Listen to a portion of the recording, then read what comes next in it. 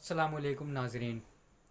Gaza में क्या कुछ हो रहा है, हमास किस तरह से इसराइल से लड़ रहा है और कितने सारे सिविलियंस गाज़ा में इस वक्त मारे जा चुके हैं। करीब 200 तक ये नंबर्स पहुंच चुका है, जिसमें 58 जो है चिल्ड्रंस हैं, बच्चे हैं। और कोई भी इस्लामिक कंट्री फ़लस्तीन की या गाज़ा की या फिर हमास की मदद के लिए आगे ग्राउंड पर क्यों नहीं आ रहा है, सिर्फ बयानबाजी क्यों चल रही है। इन सभी सवालों के जवाब इंशाल्लाह इस वीडियो में हम जानने की कोशिश करेंगे। और सबसे अहम सवाल इस वीडियो में यही रहेगा कि कोई भी इस्लामिक कंट्री, जो कि 57 इस्लामिक कंट्रीज़ हैं पूरी दुनिया में, उनमें से कोई भी अपनी मिलिट्री सैन्य मदद क्यों नहीं भेज रहा है फ़लस्तीन, या फिर क्यों उनकी हेल्प नहीं कर पा रहा है। क्या इसके पीछे रीज़न है। सबसे पहले बात करते हैं कुछ अपडेट्स की।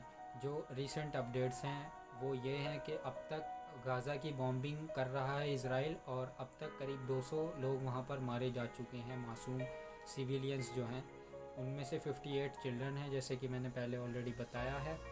इस तमाम इंसिडेंट को देखते हुए ओआईसी की मीटिंग भी हुई है, ऑर्गेनाइजेशन ऑफ इस्लामिक कॉरपोरेशन, जो कि 57 कंट्रीज़ हैं जिसमें, उन सभी की जो है वर्चुअल मीटिंग हुई है।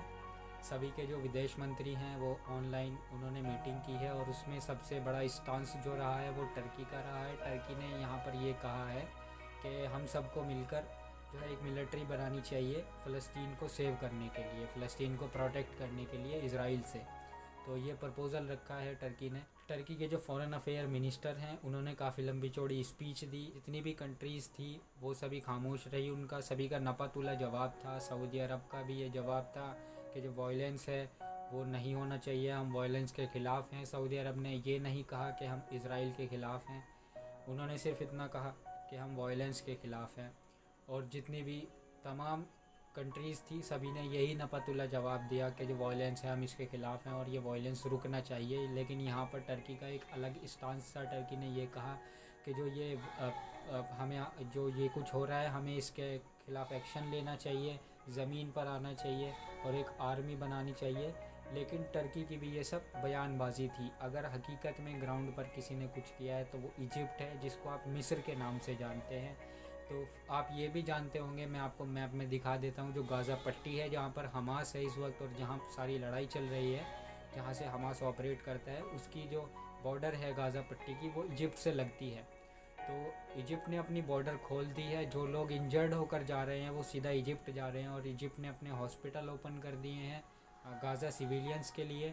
इजिप्ट अपनी एम्बुलेंस भेज रहा है गाज़ा सिविलियंस को बचाने के लिए। तो इजिप्ट की एक बहुत बड़ी हेल्प है, और इसके लिए इजिप्ट को सैल्यूट करना चाहिए। सभी को इजिप्ट का शुक्रिया अदा करना चाहिए, मिस्र का। दूसरी चीज़ यहाँ पर यह हुई है कि इसराइल का भी काफ़ी बड़ा नुकसान हुआ है, क्योंकि जो आप न्यूज़ में सुन रहे होंगे iron dome system, self defence system, Israel का जो आयरन डोम सिस्टम है वो इस तरह से वर्क करता है कि इसराइल का जो सर्कल है, इसराइल ने अपने सर्कल के रडार में उसको, अपने सर्कल में उसको लगा रखा है, और उसका रडार जो है वो कोई भी अननोन चीज़ उसकी तरफ आती है तो उसका रडार, आयरन डोम सिस्टम का रडार उसको डिटेक्ट करता है और नोटिफिकेशन देता है कंट्रोल रूम को। कंट्रोल रूम चेक करता है कि क्या अननोन चीज़ इसराइल के अंदर एंटर होने की कोशिश कर रही है। अगर कंट्रोल रूम को लगता है कि ये कोई मिज़ाइल है और ये कोई सिविलियन एरिया में जाकर हिट करेगी, तो फिर आयरन डोम सिस्टम को कमांड जाती है और फिर वहाँ से वो मिज़ाइल लॉन्च करता है, और उस मिज़ाइल को जो इसराइल की तरफ आ रही है उसको हवा में ही ब्लास्ट कर देता है। लेकिन यहाँ पर जो हमास मिज़ाइल फायर करता है उनकी कॉस्ट है सिर्फ $1000, यानी कि इंडियन रुपीज़ में अगर आप लगाएं तो 70 से 80 हज़ार रुपये उनकी कॉस्ट है। लेकिन जो एक डिफेंस के लिए उसको हवा में ब्लास्ट करने के लिए आयरन डोम सिस्टम की जो मिज़ाइल लॉन्च होती है, उसको उसकी जो कीमत है अगर इंडियन रुपीज़ में लगाएं तो 1 करोड़ रुपए होती है, करीब 1 करोड़ रुपया। तो यानी कि एक 70,000 की मिज़ाइल को हवा में रोकने के लिए करीब 1 करोड़ रुपया इसराइल खर्च कर रहा है। तो इसी तरह से हमास हज़ारों मिज़ाइल एक साथ फायर करता है, और जो उसकी एक्यूरेसी है आयरन डोम सिस्टम की वो 90% है। मतलब कि 100 में से सिर्फ 90 मिज़ाइल को ही वो हवा में ब्लास्ट कर सकता है, 10 मिज़ाइल तो फिर भी गिरेंगी ही गिरेंगी। तो इसराइल यहाँ पर ये देखता है कि हमें जो जो सिविलियन एरिया हैं उनको प्रोटेक्ट करना है, जहाँ हमारे सिविलियंस हैं, तो वहाँ पर जो भी मिज़ाइल आ रही होती है वो उस पर ज़्यादा फोकस करता है और उसको हवा में ब्लास्ट करने की कोशिश करता है। लेकिन हमास जो है वो चारों तरफ से में मिज़ाइल फायर करता है, सिर्फ एक तरफ से नहीं करता है, उसने 4 फ्रंट ओपन कर रखे हैं, 4-5 फ्रंट जहाँ से मिज़ाइल जाती है इसराइल की तरफ। और आयरन डोम सिस्टम पूरी तरह से प्रोटेक्ट नहीं कर पाता है। अगर हमास ने 1000 मिज़ाइल फायर करी हैं तो उनमें से 100 मिज़ाइल तो इसराइल पे गिरनी ही गिरनी है डेफिनेटली। तो आप सोच कर देख लीजिए, अगर 100 मिज़ाइल गिर रही हैं तो कितनी कैजुअल्टीज़ इसराइल की आएंगी। तो जाहिर सी बात है, ये तमाम मीडिया, जितने भी मीडिया चैनल्स हैं, वो इसराइल के पपेट्स हैं। वो वही दिखाते हैं जो इसराइल उनको ऑर्डर करता है। तो इसराइल की जो कैजुअल्टीज़ हैं वो सिर्फ अब फॉर्मेलिटी के लिए दिखा रहा है कि हाँ हमारी भी कैजुअल्टीज़ हुई हैं, लेकिन हकीकत में इसराइल का भी बहुत ज़्यादा नुकसान हुआ है। और मैनकाइंड से भी इसराइल का नुकसान हुआ है, यानी कि इसराइल की मिलिट्री, आर्मी, टैंक्स, जेट्स, उनके मिलिट्री बेसिस, उनके एयरपोर्ट्स, बहुत कुछ तबाह हो गया है। और सिविलियंस भी काफ़ी इसराइल के मर गए हैं, लेकिन इसराइल इस चीज़ को नहीं दिखा रहा है। और फाइनेंशियली भी इसराइल का बहुत नुकसान हुआ है, क्योंकि हमास पिछले 6-7 दिन से लगातार रॉकेट फायर कर रहा है। और इसराइल का जो आयरन डोम सिस्टम है, वो इसराइल के पास 4-5 डिफेंस सिस्टम है जिनमें सेम मिज़ाइल यूज़ की जाती है, जिसकी कॉस्ट अराउंड जो है 1 करोड़ रुपये आती है इंडियन रुपीज़ के हिसाब से, मैं आपको बता रहा हूँ। तो इसराइल के 4-5 डिफेंस सिस्टम हैं, वो चारों पांचों एक्टिव हैं, और चारों पांचों से जो है मिज़ाइल लगातार लॉन्च हो रही है इसराइल को डिफेंस करने के लिए। तो आप आइडिया लगा सकते हैं कि इसराइल का फाइनेंशियली कितना लॉस हुआ होगा, कि इसराइल को कितनी मिज़ाइल्स जो है फायर करनी पड़ी होंगी। लेकिन इसराइल को ज़रा सा भी फ़र्क नहीं पड़ता है, उसका चाहे कितना भी फाइनेंशियल लॉस हो जाए। आप अंदाज़ा नहीं लगा सकते हैं कि इसराइल के पास कितनी वेल्थ है, कितना पैसा है। अब जो मेरा वीडियो में आगे जवाब है, जो मैंने बताया था, सबसे इम्पोर्टेंट जवाब है, जिसके ऊपर पूरी वीडियो बेस्ड है। और मैं आपसे गुजारिश करूँगा कि इस वीडियो को एंड तक देखिएगा, बिल्कुल भी स्किप मत करिएगा, क्योंकि जो सबसे मेन बात है वो मैं अब आपको बताने वाला हूँ कि इसराइल के पास इतनी वेल्थ क्यों है, इतना पैसा क्यों है, और कोई भी कंट्री इसराइल के अगेंस्ट क्यों नहीं जा सकती। कोई भी कंट्री से मेरा मतलब कोई भी इस्लामिक कंट्री, ठीक है। तो वन बाय वन बात करते हैं। मैं पूरी 57 कंट्रीज़ को कवर नहीं कर सकता, वीडियो बहुत लंबा हो जाएगा। मैं सिर्फ कुछ जो इम्पोर्टेंट कंट्रीज़ हैं उनके बारे में आपको बताऊंगा कि वो क्यों ग्राउंड पर नहीं जा सकती हैं। सबसे पहले ये चीज़ आपको समझनी होगी कि जो मैप में आपको इसराइल दिख रहा है, ये छोटा सा, ये इसराइल नहीं है। सिर्फ ये ही इसराइल नहीं है, यहाँ तक इसराइल महदूद नहीं है, बल्कि इसराइल जो है पूरी दुनिया में है। और ये हकीकत है, मैं आपको बताऊंगा ये कैसे है। सबसे पहले जो सबसे पावरफुल कंट्री है यूएसए, अमेरिका, आप उस पर जाइए और उसमें देखिए। मैं उन फैमिलीज़ का या उन अथॉरिटीज़ का यहाँ पर नाम नहीं ले सकता, वरना मेरी वीडियो टेक डाउन हो जाएगी, जो अमेरिका का डॉलर कंट्रोल करती है, जो कि डॉलर आप जानते हैं इंटरनेशनल करेंसी है। और डॉलर अमेरिका की गवर्नमेंट के हाथ में नहीं है, सेंट्रल गवर्नमेंट के हाथ में नहीं है, ना ही किसी स्टेट गवर्नमेंट के हाथ में है, बल्कि एक ऑर्गेनाइजेशन के हाथ में है डॉलर को प्रिंट करना। और उस ऑर्गेनाइजेशन का नाम ये है जो मैं आपको दिखा रहा हूँ। इनका नाम मैं नहीं ले सकता, वरना मेरी वीडियो टेक डाउन हो जाएगी। तो यहाँ से आप अंदाज़ा लगा सकते हैं जिनके हाथ में इंटरनेशनल करेंसी की पावर है वो यहूदी हैं, सबसे पहली बात। दूसरी बात, जितनी भी वर्ल्ड डोमिनेटेड एमएनसी कंपनीज़ हैं, मेरे कहने का मतलब है जो पूरी दुनिया पर राज करती हैं, डोमिनेशन है जिनका एक तरह से, नेटवर्किंग में हो या फिर टेक्नोलॉजी में हो, वो सारी की सारी यहूदी फाइनेंस्ड कंपनी है या फिर यहूदी ऑन कंपनी है। बिल गेट्स का आपने नाम सुना होगा, जी हाँ, जो दुनिया का नंबर 1 रिचेस्ट पर्सन है, जिसके पास सबसे ज़्यादा पैसा है नंबर्स में, वो जाहिर सी बात है वो भी यहूदी है, ठीक है। फेसबुक का ऑनर मार्क जकरबर्ग यहूदी है, और उस फेसबुक के ऑनर के अंडर में ही ये व्हाट्सएप और ये इंस्टाग्राम भी आता है। तो आप सोच लीजिए, जो पूरी दुनिया को, पूरी दुनिया में अपना डोमिनेंस बना के रखता है, आज कौन सी कंट्री ऐसी नहीं होगी जहाँ पर आपको फेसबुक का यूज़र नहीं मिलेगा। आप मुझे ज़रा सोच कर बताइए, है कोई कंट्री ऐसी? तो इसका मतलब है पूरी दुनिया पर डोमिनेंस करता है इसराइल। दूसरी बात, आपने अभी तक किसी भी सेलिब्रिटी को, बॉलीवुड, हॉलीवुड या फिर टॉलीवुड के किसी भी सेलिब्रिटी को एक ट्वीट या फिर बोलते हुए नहीं सुना होगा फ़लस्तीन के लिए, या फिर इसराइल के अगेंस्ट बोलते हुए नहीं सुना होगा। क्यों? क्योंकि बॉलीवुड, हॉलीवुड और टॉलीवुड को अगर कोई फंडिंग करती है कंट्री, तो वो है इसराइल। और इसके लिए मैं सेपरेट वीडियो बना चुका हूँ कि ये ऐसा क्यों करते हैं, इनका इसके पीछे पर्पज़ क्या है, क्यों ये बॉलीवुड हॉलीवुड टॉलीवुड को इनको फंडिंग करते हैं। ये सिर्फ़ और सिर्फ मुस्लिम यूथ को बिज़ी रखने का और उनका ब्रेन वॉश करने का इनका प्रोपागेंडा है, स्ट्रेटेजी है इनकी। ठीक है, अब बात करते हैं कि कोई भी कंट्री जो है फील्ड पे क्यों नहीं आ रही है हेल्प करने के लिए फ़लस्तीन की। वो इसलिए नहीं आ रही हैं क्योंकि अगर किसी मुस्लिम कंट्री के रहनुमा का ज़मीर ज़िंदा भी है, अगर वो दिल से ये एहसास भी करता है कि मुझे हेल्प करनी चाहिए, तो वो चाहकर भी नहीं कर सकता है। क्योंकि आप सऊदी अरब से स्टार्ट करते हैं, सबसे पहले सऊदी अरब में जाइए। सऊदी अरब के पास जो है वो सऊदी अरब के पास जो उनका फाइनेंस सिस्टम चलाने का जो ज़रिया है, खाने पीने का जो उनका ज़रिया है, वो है तेल।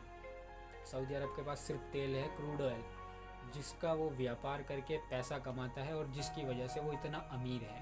ठीक है, सऊदी अरब में जो तेल निकालने की कंपनी है, सऊदी अरब ऐसा तो है नहीं कि ज़मीन खोदो तेल निकल गया। ठीक है, उसके लिए बड़ी बड़ी रिग्स लगाई जाती हैं और उन रिग लगाने के लिए बड़ी बड़ी वहाँ पर कंपनी आती हैं। तो वहाँ पर जितनी भी कंपनी हैं, आप गूगल कर लीजिए, मैं आपको ये अपने पास से बनाकर नहीं बोल रहा हूँ, जितनी भी सऊदी अरब में कंपनी, आप गूगल करिए कि कितनी कंपनी सऊदी अरब में जो तेल ज़मीन से निकालती है, सऊदी अरब गवर्नमेंट ने किन किन को कॉन्ट्रैक्ट दे रखा है। वो तमाम कंपनी जो हैं वो ज्यूज़ ओन्ड हैं, मतलब उनमें कहीं ना कहीं यहूदियों का या तो शेयर है या फिर वो ओनर हैं उन कंपनीज़ के। तो मतलब कहने का, सऊदी अरब को जो पैसा कमा के देता है वो इज़राइल है। ठीक है, दूसरी बात, सऊदी अरब की साइड में आ जाइए, अब दुबई से आप उसको जान जाएंगे, यूनाइटेड अरब अमीरात। हाल ही में यूनाइटेड अरब अमीरात ने इज़राइल को रिकॉग्नाइज़ करा है एज अ कंट्री। अब तक अरब में आप चुनिंदा कुछ गिने चुने ऐसे मुल्क थे जिन्होंने इसराइल को एज अ कंट्री रिकॉग्नाइज़ किया था, उनमें से अब यूनाइटेड अरब अमीरात भी आ गया है, यानी कि उसके डिप्लोमेटिक रिलेशन है, यानी कि उसका व्यापारिक संबंध है इसराइल के साथ। तो वो अपना व्यापार का नुकसान नहीं करेंगे, और अगर उन्होंने व्यापार से हटकर, सब कुछ हटकर ऐसा सोचा भी, तो भी उनको उनका जो वजूद है वो मिट जाएगा।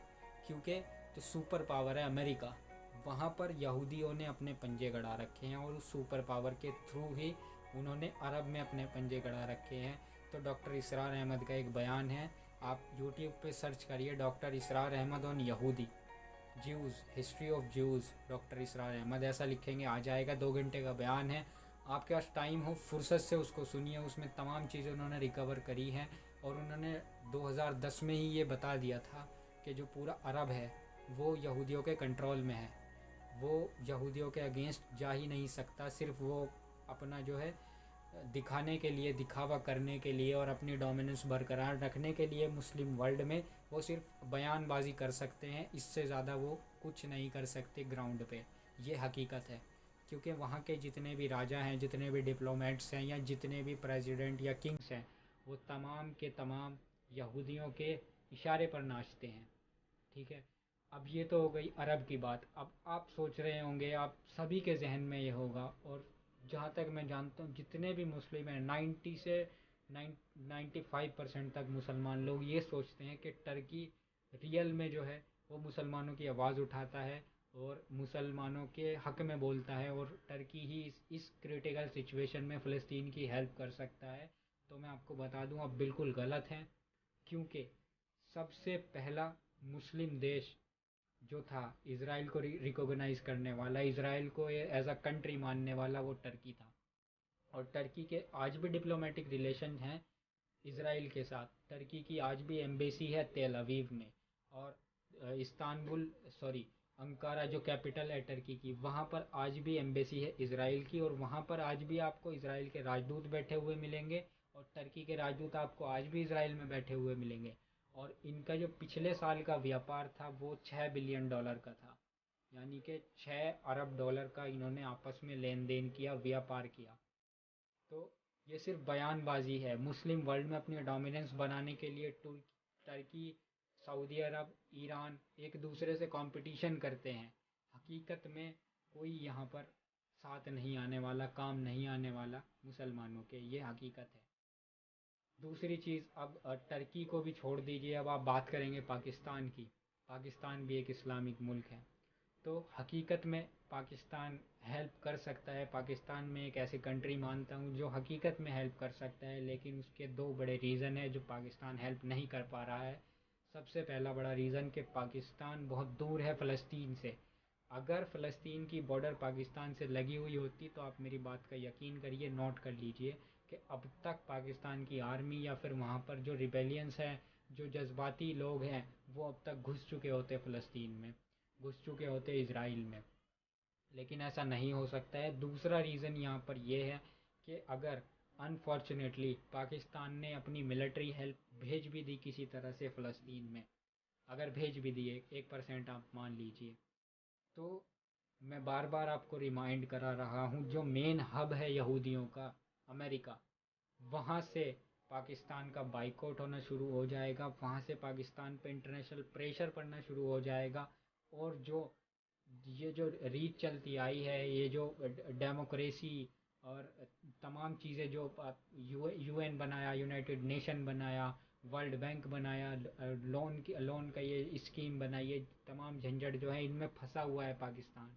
ठीक है, पाकिस्तान के जितने भी वज़ीर आज़म आए, घोटाला करने वाले आए, उन तमाम ने अपनी जेबें भरी हैं, जो मतलब असल में कौम के रहनुमा नहीं थे। आज अगर कोई वज़ीर आज़म है जो इमरान ख़ान है, अगर आज वो जज्बाती हैं, कौम के हक़ में बोलते हैं, चलिए मैं उनको सही ठहरा भी सकता हूँ एक बार को। लेकिन जो उनसे पहले आए, उन्होंने जो पाकिस्तान की गवर्नमेंट के साथ किया, मुल्क के साथ किया, जो उन्होंने तमाम लोन ले रखे हैं बड़ी बड़ी कंट्रीज से, और यहाँ पर अमेरिका भी पाकिस्तान को फंडिंग देता है, तो ये तमाम प्रेशर फिर पाकिस्तान पे आ जाएगा कि आपने हमसे ख़िलाफ़ जाके, यूएन से ख़िलाफ़ जाके आपने ऐसा मिलिट्री एक्शन क्यों लिया इसराइल के ख़िलाफ़। क्योंकि ये बयान आना लाजमी इसलिए है क्योंकि मैं आपको बता रहा हूँ कि जो अमेरिका है वो असल में अमेरिकन्स का नहीं है, वो असल में ज्यूज़ का है, वो असल में यहूदियों का है, वहाँ पर यहूदियों का ऑर्डर चलता है। ठीक है, तो पाकिस्तान बहुत ज़्यादा मुसीबत में आ जाएगा अगर पाकिस्तान ऐसा करता है तो अब आप सोचेंगे कि कौन हेल्प कर सकता है फ़लस्तीन की। जब 57 मुस्लिम देश नहीं कर सकते हैं तो फिर कौन कर सकता है। सिर्फ एक ही ऐसा मुस्लिम देश है जो आज के वक्त में हकीकत में हेल्प कर सकता है फ़लस्तीन की, और जो मैं मानता हूँ जो आने वाले वक्त में किसी भी मुसलमान पे आफत आएगी तो वो देश या वो सरकार या वो तंजीम सबसे पहले आपको खड़ी हुई मिलेगी। लेकिन अगर मैं उसका नाम यहाँ पर लूँगा ना, तो बोलेंगे कि आतंकवादी का सपोर्ट कर रहा है, मेरी वीडियो टेक डाउन हो जाएगी, हो सकता है मुझ पर एफआईआर भी हो जाए, लेकिन मैं फिर भी बताऊँगा कि वो कंट्री है अफ़गानिस्तान और वो ऑर्गेनाइजेशन है तालिबान। जी हाँ, सिर्फ़ और सिर्फ तालिबान ही एक ऐसी ऑर्गेनाइजेशन है जो हक पर चलती है, जो शरिया पर चलती है, और जो इनकी बातों में नहीं आती है, इन यहूदियों की, इन अमेरिकन्स की, या फिर इस वेस्टर्न कल्चर की बात में नहीं आती है। जहाँ पर इंटरनेट बैन है, जहाँ पर टीवी बैन है, जहाँ पर म्यूज़िक बैन है जो आपकी नफ्स को बर्बाद करता है, जो मुस्लिम यूथ को बर्बाद करता है, म्यूज़िक सबसे बड़ी जड़ है, वहाँ पर सबसे पहले म्यूज़िक बैन है। तो ये तमाम चीज़ें हैं जो सबसे पहले तालिबान ने समझी, और तालिबान ने जो जो कंट्रा जो जो एरिया अफ़गानिस्तान का तालिबान के कंट्रोल में आता है, वहाँ पर आपको प्रॉपर शरिया लॉ मिलेगा। और तालिबान ऐसे मुजाहिदीन हैं जो हर मुश्किल वक्त में आपको मुस्लिम उम्मत के साथ खड़े हुए मिलेंगे। लेकिन तालिबान इसलिए नहीं जा सकता है या फिर इसलिए नहीं जा रहा है फ़लस्तीन की हेल्प के लिए क्योंकि एक तो तालिबान दूर है फ़लस्तीन से, और दूसरी बात तालिबान को जो इन्होंने इमेज बनाई हुई है ना पूरी दुनिया में, अगर एक तालिबानी अपना फ़ोटो किसी फेसबुक पर पोस्ट कर दे, किसी सोशल मीडिया पर पोस्ट कर दे, तो उसको तालिबानी नहीं, उसको इंसान नहीं, उसको आतंकवादी की नज़र से देखा जाता है। तो ये तमाम किया धराया इनका ही है क्योंकि जो CNN सबसे बड़ा मीडिया चैनल है वो इनके अंडर कंट्रोल है। जितने भी इंटरनेशनल मीडिया हैं, अल जज़ीरा, आपने सुना होगा कि अल जज़ीरा का ऑफिस जो है उड़ा दिया इसराइल ने, जो वे गाज़ा में रहकर रिपोर्टिंग कर रहे थे। यहाँ से आपको लगा होगा कि शायद अल जज़ीरा सच दिखा रहा है, लेकिन हकीकत यह है कि अल जज़ीरा भी इसराइल से ही ऑपरेट होता है। अल जज़ीरा जो मीडिया चैनल है, मैं ये बात इतने कॉन्फिडेंस से इसलिए बोल रहा हूँ क्योंकि मैंने बहुत सारी किताबें पढ़ी हैं, और वो मैंने बहुत टाइम लगाया है इन तमाम चीज़ों को रिसर्च करने में, इसीलिए मैं इतने कॉन्फिडेंस से बोल रहा हूँ। तो अगर आपके पास वक्त है और आप हकीकत जानना चाहते हैं तो इन तमाम किताबों को पढ़िए, मैं लिंक डिस्क्रिप्शन में दे दूँगा। सबसे अहम किताब इसमें वो है जिसको ख़त्म करने की पूरी पूरी कोशिश करी दुनिया से इन यहूदियों ने, और वो एक यहूदी ने ही किताब लिखी थी। उस किताब का नाम है the protocol of the learn Zionist. यानी कि जो इनके जो बड़े बड़े धुरंधर थे, जैसे एल्बर्ट आइंस्टाइन, जैसे इसैक न्यूटन, इनकी जो थिंकिंग थी, इन्होंने जो प्रोटोकॉल्स बनाए थे कि आने वाली दुनिया कैसी होगी और किस तरह ये दुनिया को रूल करेंगे, वो तमाम प्रोटोकॉल उस बुक में मौजूद हैं कि किस तरह स्टेप बाय स्टेप ये पूरी दुनिया को अपने कंट्रोल में ले लेंगे। और आज वो हो रहा है। और ये मस्जिद अक्सा पर जो अटैक हुआ है, मस्जिद अक्सा में जो घुस गए हैं वो चप्पल लेके यहूदी, जूते लेकर मस्जिद अक्सा के आंगन में घुस गए हैं, तो ये इसलिए नहीं है। आज भी उनके लिए बिल्कुल मामूली बात है मस्जिद अक्सा को कब्ज़ा करना, बिल्कुल मामूली बात है। लेकिन कल को जो आने वाली सिचुएशन है मस्जिद अक्सा को एनकर करने के बाद, कब्ज़ा करने के बाद, कल को जो आने वाली सिचुएशन है, मुजाहिदीन निकलेंगे। भले ही ये 57 कंट्री मुस्लिम कंट्रीज़ के जो हुक्मरान हैं वो आज बेबस हैं, नहीं बोल सकते, लेकिन इसमें रहने वाले जो मुसलमान हैं उनके दिलों में आज भी ईमान है।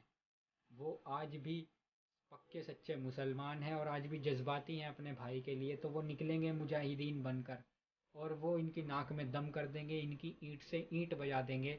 तो उसी चीज़ को चेक करने के लिए ये करंट लगाते हैं और ये करते रहते हैं हर 10-12 साल में एक बार। कभी ये अटैक करते हैं, कभी फ़लस्तीनियों को मारते हैं, कभी कुछ, ये कहीं ना कहीं कुछ ना कुछ प्रोपेगेंडा करते रहते हैं इस्लाम के ख़िलाफ़, चेक करने के लिए कि कितना करंट बाकी है मुसलमानों में। जब इन्हें ये फ़ील हो जाएगा, जब इन्हें ये बिल्कुल महसूस हो जाएगा कि अब बिल्कुल जो इस्लाम जो उम्मत है वो बिल्कुल मर चुकी है, बिल्कुल मुर्दा हो चुकी है और कुछ चंद मुजाहिद बचे हैं जिन्हें हम आसानी से देख लेंगे, तो उस वक्त ये मस्जिद अक्सा को गिराएंगे। और ये हकीकत है कि ये गिराएंगे मस्जिद अक्सा को और वहाँ पर ये हैकल सुलेमानी बनाएंगे। और ये तमाम चीज़ें जो हैं मस्जिद अक्सा को गिराएंगे, हैकल सुलेमानी बनाना, इनका क्या रीज़न है, ये तमाम चीज़ें मैं किसी और वीडियो में कवर करूँगा। और अगर आपको अभी जाननी है, आप एक्साइटेड हैं जानने के लिए तमाम चीज़ें, तो आप मेरे भाई का एक चैनल है मोहम्मद बिन इशाक, उस पर विज़िट कर सकते हैं। वहाँ पर ये तमाम चीज़ें उस भाई ने कवर करी हैं और वो कवर करते आया है इन सभी चीज़ों को। ठीक है। तो अभी फ़िलहाल के लिए हम क्या कर सकते हैं, फ़िलहाल के लिए हम सिर्फ़ और सिर्फ दुआ कर सकते हैं अपने फ़लस्तीनी भाइयों के लिए, अपने हमास के भाइयों के लिए सिर्फ़ और सिर्फ दुआ कर सकते हैं, इससे ज़्यादा हम कुछ नहीं कर सकते।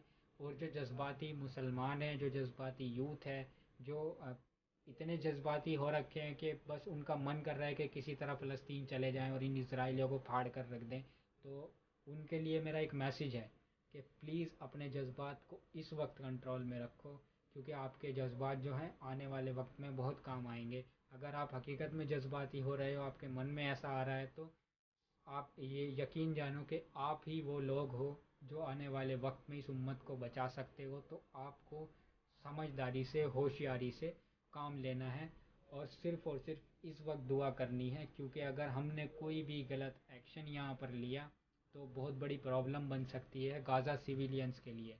इस वक्त हमें सिर्फ यही दुआ करनी है कि अल्लाह उन पर अपना रहम करे और उनको जो है अपने अमन व अमान में रखे और उनकी हिफाजत फरमाए, गैब से उनकी हिफाजत फरमाए। और जितना हो सके उनके लिए दुआ करो, नमाज़ें पढ़ो मेरे भाइयों। मिलते हैं इंशाल्लाह नेक्स्ट वीडियो में, तब तक के लिए अल्लाह हाफ़िज़।